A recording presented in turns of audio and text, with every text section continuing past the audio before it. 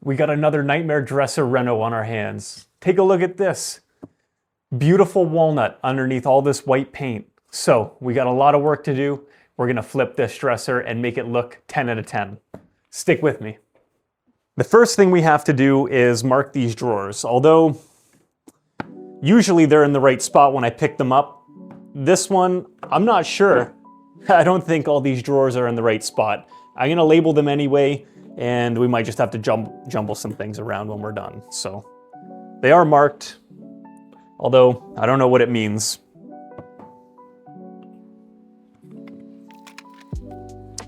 And it's a Kaufman, which is pretty good for resale value. So good to see that. And these drawers are in decent shape, but this might need to get cleaned. Doesn't seem to be any goop in here, which is good. Oftentimes I find goop. Don't know what that's all about. But this melamine is not looking so good. I might cover it up with some wallpaper, but we'll see.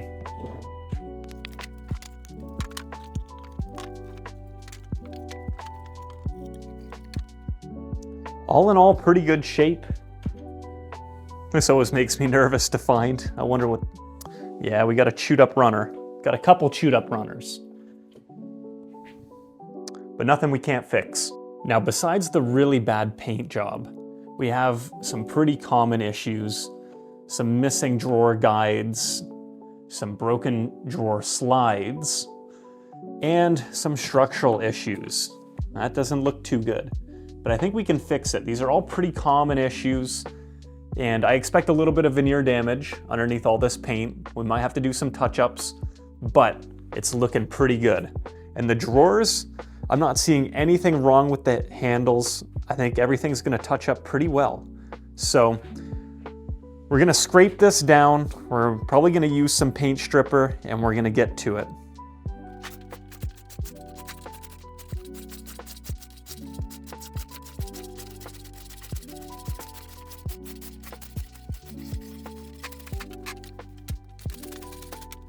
And you know, I'm not super concerned that this is gonna contain lead, but it's probably best I show you guys this. I'm gonna test it for lead, just in case. I don't want to go crazy. I don't wanna die, so this is a really good step. I buy these on Amazon. They're pretty cheap. They're definitely better than a funeral, so this is how I use them. Seal it up right away so you don't get any contamination in there. You get a little bit of household vinegar. That's all you need. Don't need a lot.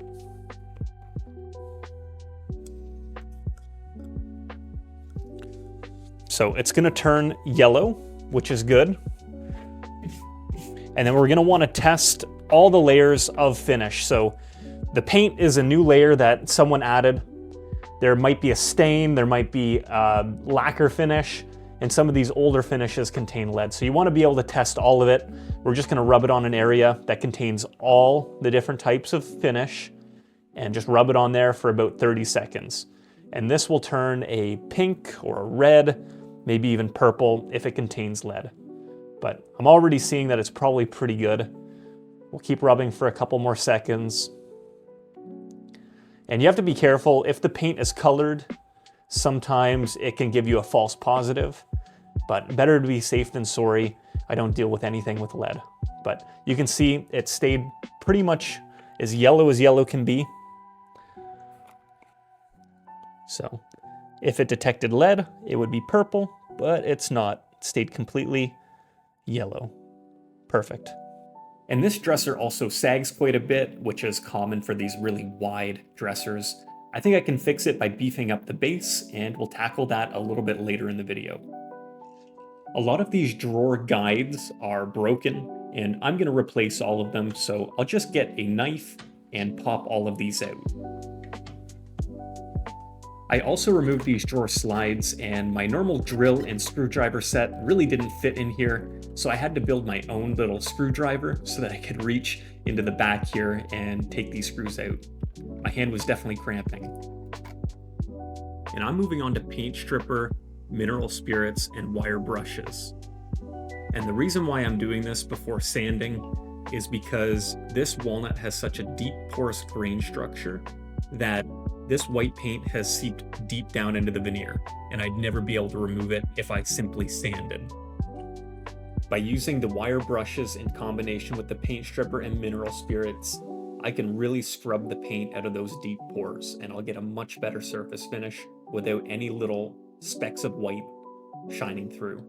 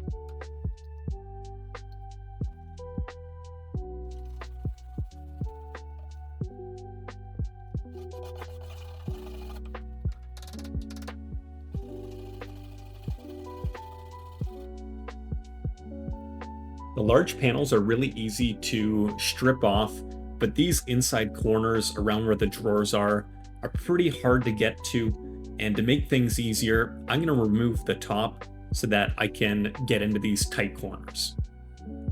And that requires some furniture flipping, which I think this channel is decent at covering. Here you can see it in real time.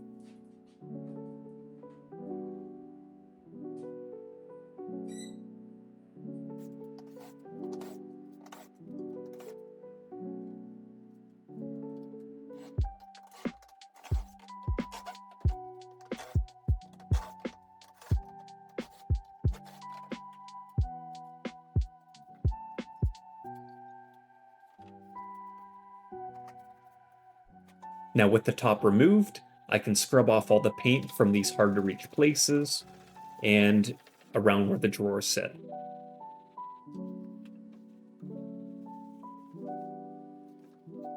For the drawer faces, I move right to paint stripper. I avoid doing any scraping just because these drawers are a lot more awkward to handle. Smaller surfaces, handles, sometimes there's hardware, so I find it's just easier to go right to paint stripper. I usually have to do 2 or 3 coats of paint stripper to get all the paint off. To me, that's normal and much quicker than trying to scrape and sand it off and then ending up still needing to do paint stripper. After about 15 minutes, I come back and scrape off all the paint that had been loosened up by the paint stripper. You can see that it removes most of the paint, but there's still a lot smeared on the surface and also deep in the pores of the wood. To remove the rest of the paint that's deep in those pores and in nooks and crannies, I use a wire brush just like I did the rest of the body of the dresser.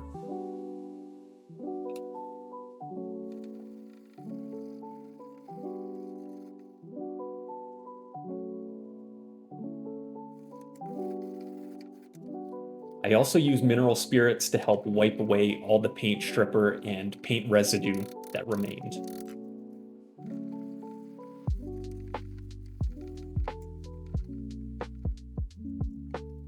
Now, removing the paint from the drawers went pretty well, but there were definitely some spots where the paint was thicker and I had to apply more paint stripper and scrub a little bit more, but in the end, they came out absolutely amazing. I was able to remove most of the paint this way, and I'll have to come back and clean it up with some sandpaper, obviously, but I think we can both agree this looks way better than the white and black paint that was there before. And to finish these drawers, I sanded everything with 180 grit sandpaper right off the bat. Everything was pretty smooth and there was pretty much no damage at all to them, so I went right to finish sanding.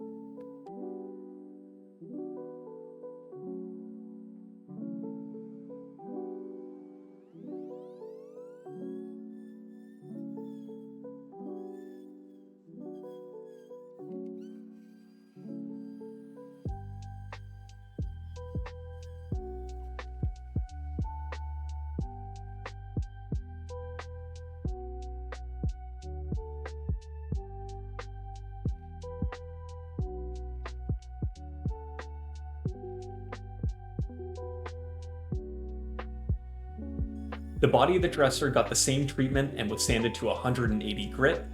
And although I only had to do a once over on this dresser with finished sandpaper, there was still a lot of sanding.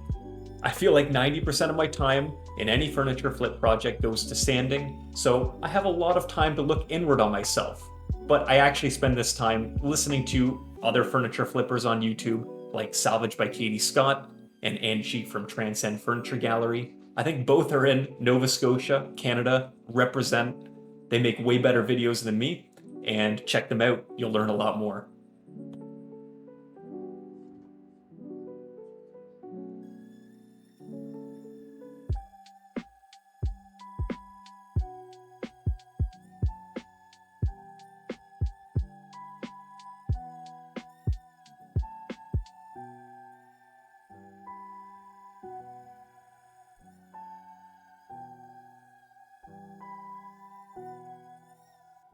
After everything was sanded down, I did notice a little bit of damage to the veneer, and I'm going to fill this in with some walnut colored wood filler and let it dry.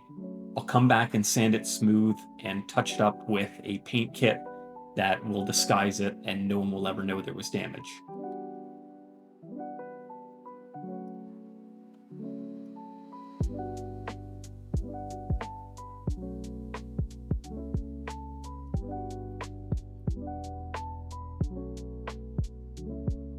The next order of business was to remove this bottom rail from the dresser. It was pretty cracked and not structurally sound, and probably one of the reasons why the dresser sagged so much. So when we remove it, we'll have to build a new one.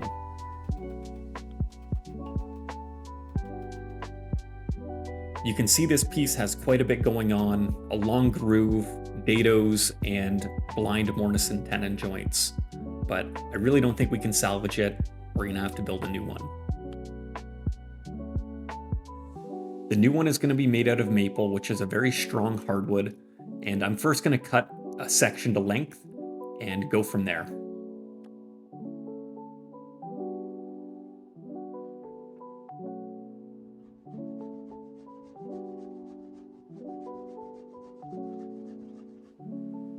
To get the right width, I use the old board and sandwich it in between the saw blade and the fence of my table saw and rip the new board to that width.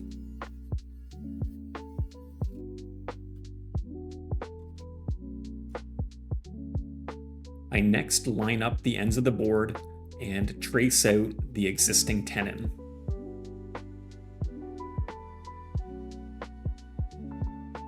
I cut this tenon out with a fine-tooth handsaw, and you could definitely do this on a table saw, but this piece is a little bit too long.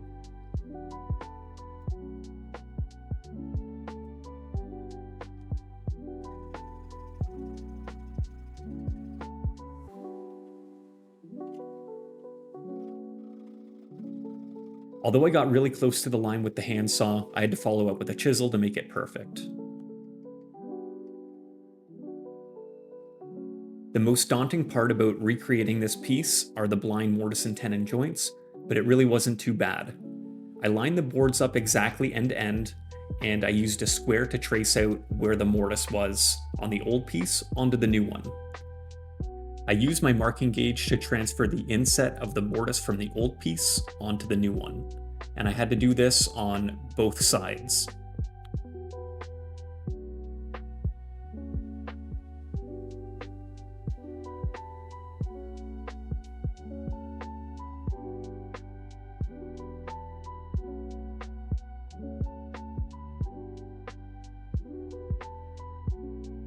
These mortises are about 3/8 of an inch wide, so I used a 3/8 inch drill bit to remove most of the material, and I drilled about 3/4 of the way through these boards, so this mortise doesn't go all the way through. These holes make chiseling out the material a lot easier.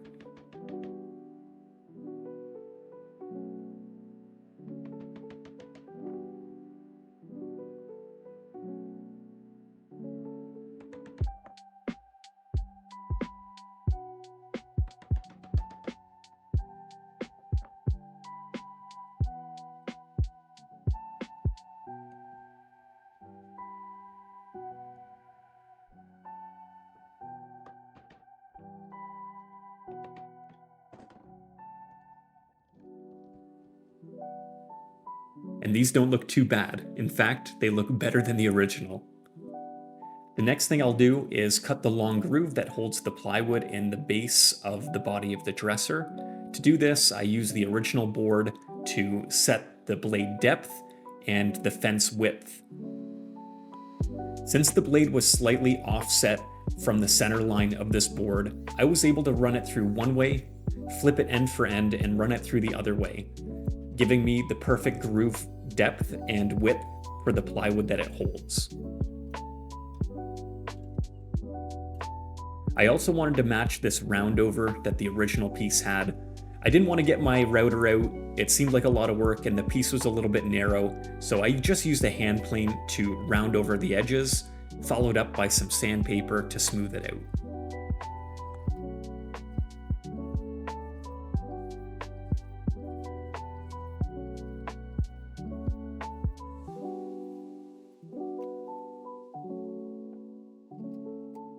And after doing about 10 test fits off camera, I was ready to apply some glue and set this piece in place.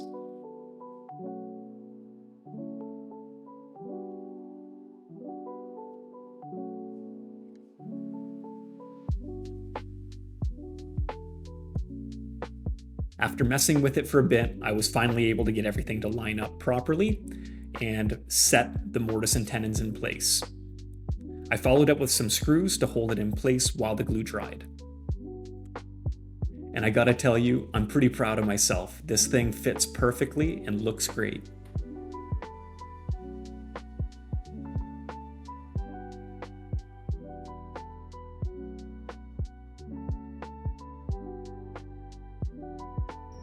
The base is the next thing that we're gonna tackle, and when it was on the dresser, it was really wobbly. I thought it was broken, but it turns out that there's just a couple nuts in here that were a little loose, so when I reassemble it, I'll make sure that they're nice and tight. And removing the paint on this base is going to be pretty easy. It's made out of solid wood, and I don't have to be as gentle with it like I did with the body of the dresser and the drawer fronts. Before I disassembled everything, I numbered all the pieces so that I wouldn't have to guess where everything goes when I go to reassemble this. To remove all the paint and to get the surfaces ready for stain and finish, I sanded with 80 grit sandpaper, followed by 120 grit, and finally 180 grit. With everything sanded smooth, it's time for finishing. And the first step here is to stain all the light colored woods on the body of the dresser, as well as the base, a dark walnut stain. This is what the original dresser would have been finished like, and I think it's a classy move, so I'm going to replicate it.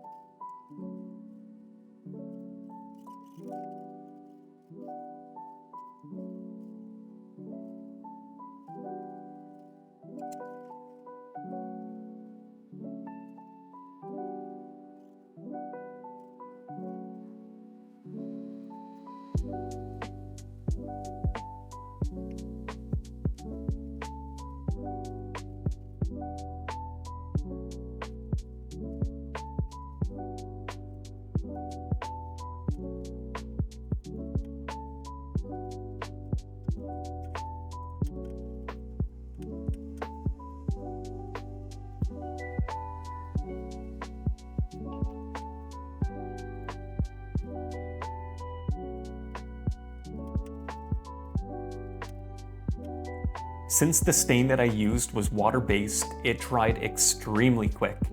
I was able to come back in about 1 to 2 hours and give all the stained surfaces a sealer coat of semi-gloss spray lacquer.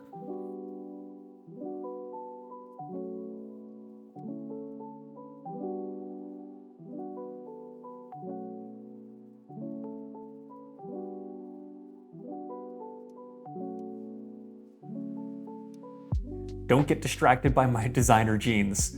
I'm just going to use these to create a barrier between this rough tabletop and the top of this dresser, which I'm going to lay on upside down and flip the body of the dresser onto it so that I can reattach it easily.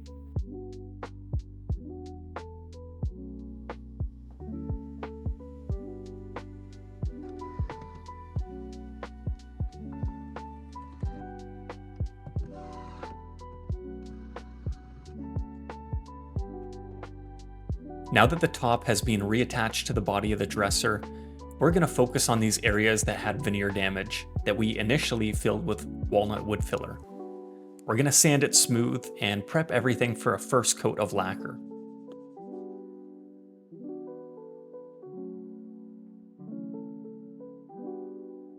We want to make sure everything is nice and clean and free of dust so that the first coat can really adhere to the wood. I'm just giving it a wipe down with a rag. I use a semi-gloss spray lacquer in a can to apply the first coat of finish. Lacquer dries extremely quick, leaves a durable finish, and goes on very evenly. Great for beginners, and I would use this in a spray gun if I could, but the spray gun that I have is electric and I'd be worried about starting a fire. And don't get me wrong, I love fire, but I like to keep it outside of my house. Lacquer just brings a nice warm color to the wood, and I like to do a first coat just so that I know what the wood looks like with finish on it before I do any sort of paint touch-ups, which we're going to get into. Where I filled with walnut wood filler is pretty close to what the actual wood looks like, but it's not all the way there. You can definitely tell there's been some sort of fix. Pretty sloppy if I were to leave it just like that. So I use this cheap Amazon paint kit that helps blend any sort of wood damage together with some resin paint. I just pick a couple colors that look to match some of the main highlights of the wood. I squeeze it out on a white piece of paper and I blend them together as best I can. And what's good about this paint is that it dries extremely quick, so if you need to do multiple coats to blend everything together, you can. You could get a hairdryer out and dry this paint in like 30 seconds if you wanted to. So this process can go really quick, and you don't have to be an art major to make this work.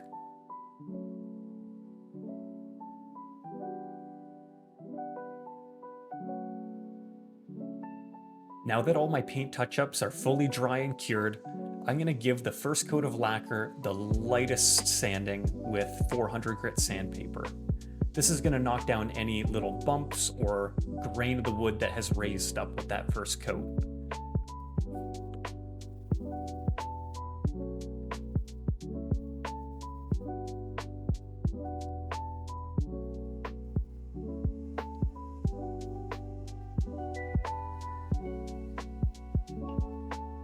Now, is this getting repetitive for you? It's feeling a little bit repetitive for me, but wipe on, wipe off. After I've sanded, I'm going to wipe it down to make sure it's clean, ready for the next coat. And again, I'm coming in with some semi-gloss lacquer in a spray can. I'm going to apply a nice even second coat to all the surfaces.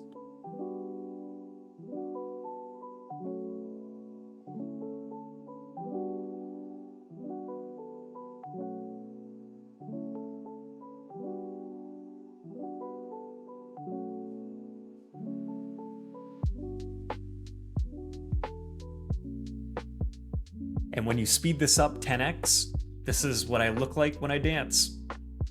Pretty good, huh?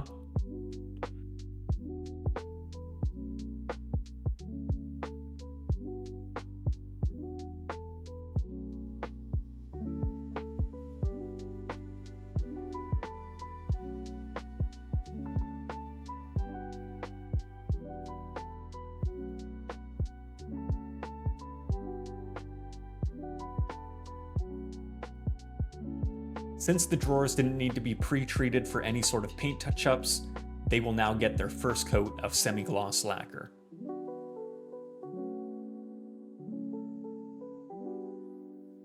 Again, check out those dance moves. Pretty good, pretty good.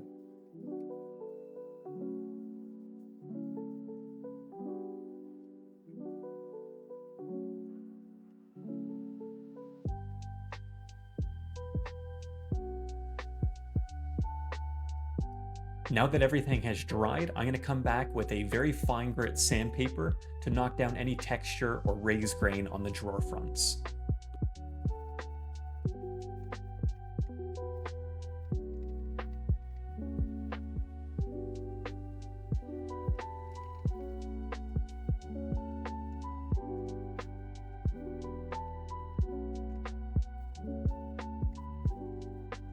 And you can bet your butt I wiped these down clean before applying a second coat of spray lacquer to these drawer fronts.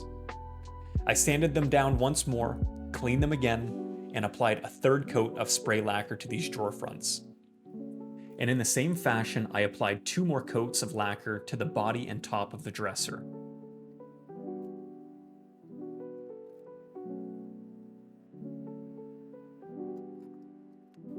Now I think I'm pretty lucky in life, but where I didn't luck out this time were the drawer slides on the dresser.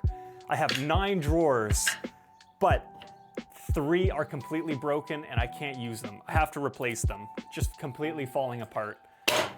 You can buy them on Amazon or the hardware store, but you're gonna buy a lot more than you need and it's gonna cost way too much and you might have to wait for shipping. It's a big ordeal. If you have a table saw, you can make them like I do. And right now I have a whole bunch, but only enough for about 2 slides. So to finish up this project, I'm gonna need to make a whole bunch more, and hopefully it helps me out the next time I have to replace one. So I'm gonna use some maple. You're gonna wanna use a hardwood. Stick around and we'll do this together. To make your own, you just need some 3/4 inch hardwood. These things weren't designed by dummies. They're super easy to manufacture. They make thousands of them in the factory where they build the furniture. Since we already have the thickness taken care of, 3/4 inch, standard lumber size, what we want to do is we want to make sure that we cut it to the right width. And the way that we're going to do that is just by butting this up against the blade and lightly touching the fence against that. So now that we run the board through, it'll be the right thickness.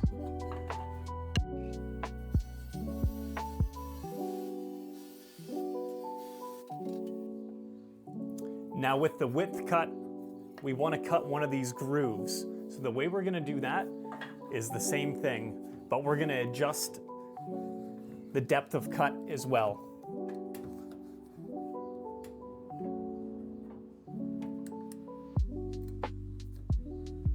But now, we want to make sure that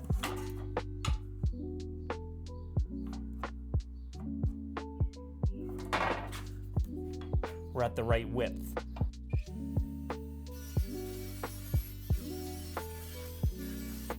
Now, we just want to cut these off.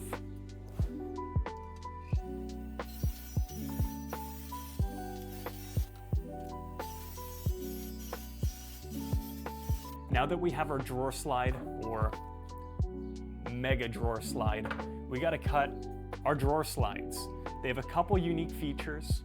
They have a little notch here, they're a certain length, and they have some pilot holes for some screws that hold them to the case. So we're gonna try and do all of that. I think the first thing that we're gonna do is just cut them all to length. We're gonna do everything after.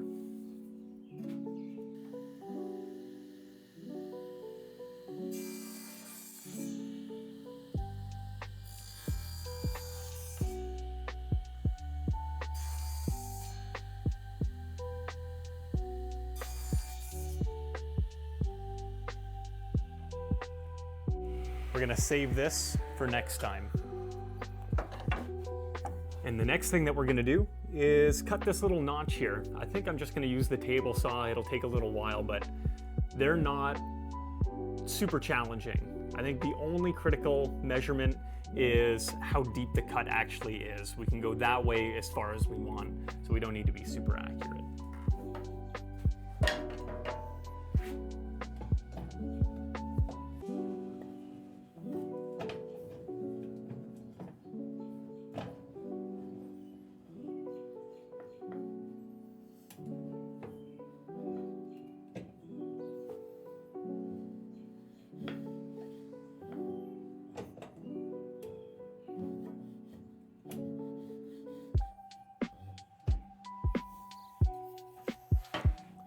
That should be good.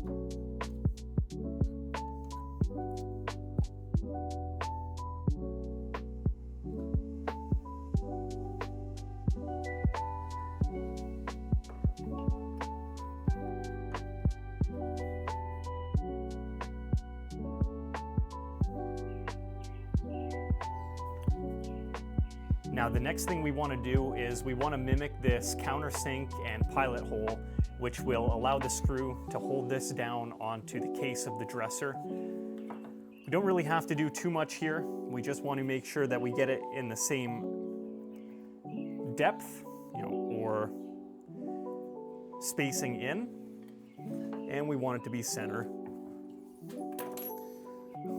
I'm just guesstimating. Honestly, my pencil line is going to be more accurate than where the drill is going to end up.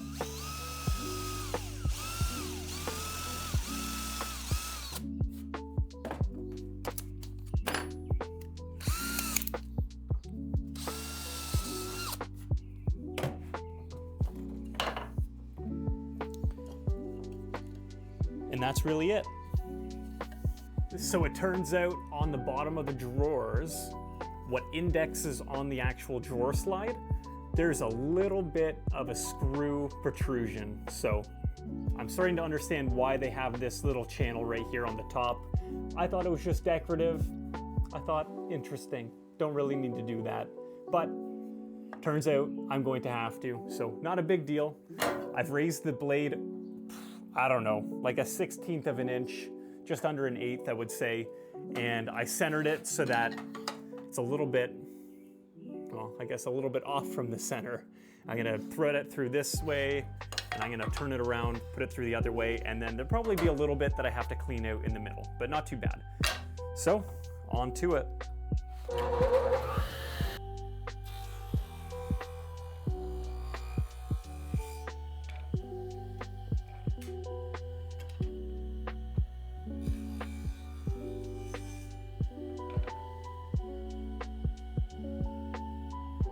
Now in our final act of structural repair, we're gonna finally sort out this sag once and for all. You can see that the sag has translated down into the cross member that would have spanned between the two legs of the dresser. It's permanently bent like this. So I'm going to screw and glue this piece of dimensional lumber to the back of it. I've planed it down just so it's thin enough that you wouldn't be able to see it from the front, and by gluing and screwing it down, I should be able to make it straight again and also provide more support for the rest of the body of the dresser, hopefully making sure it doesn't sag again in the future.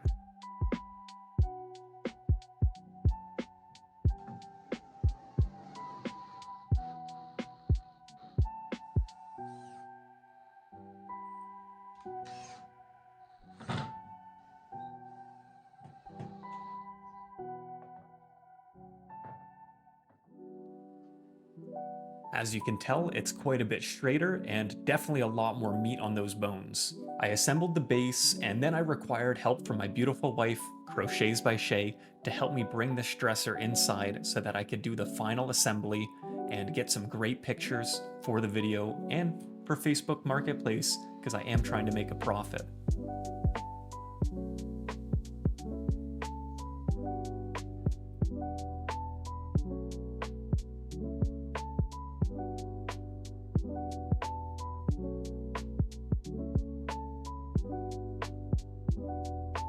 With the dresser upside down, I can then install the base. I simply line up all the screw holes and I screw it down. And something to note is whenever I disassemble a dresser, I make sure that I label all the screws. I tape them together and put a label on them so that I know where they go when I reassemble it. A dresser like this could have as many as 50 to 100 screws of all different shapes and sizes, so it's really good to know where they go when you're trying to reassemble it. I also numbered all of the drawer slides so I know where they would go when I reassembled them. Sometimes they're different, but in this case I think they were all the same, but it's still a best practice. I used my special little new screwdriver to install all of these, and I got a hand cramp once again, but we're nearing the end.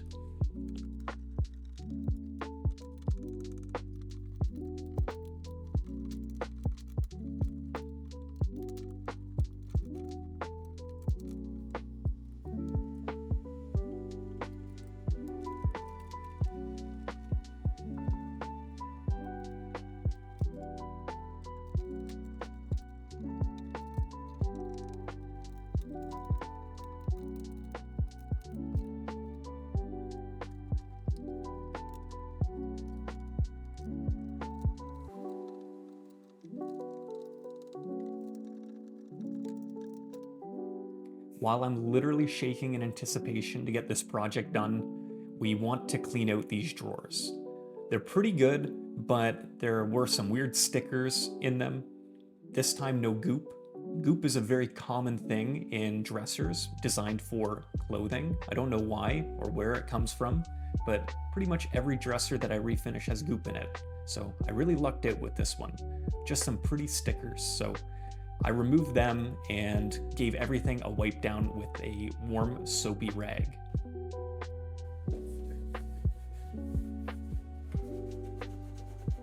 I've said it before and I'll say it again, something that you don't want to skip out on when you're refinishing a high-end dresser is wood conditioner on the drawers. I use Feed and Wax, which is a beeswax and orange oil wood conditioner.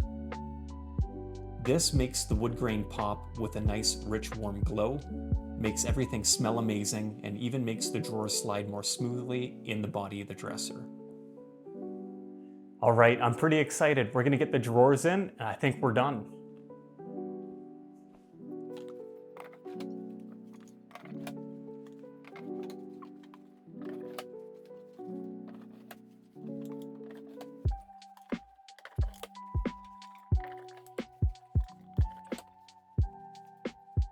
Now, I had installed the drawers in the order that they were in when I initially got this dresser, but something didn't look right.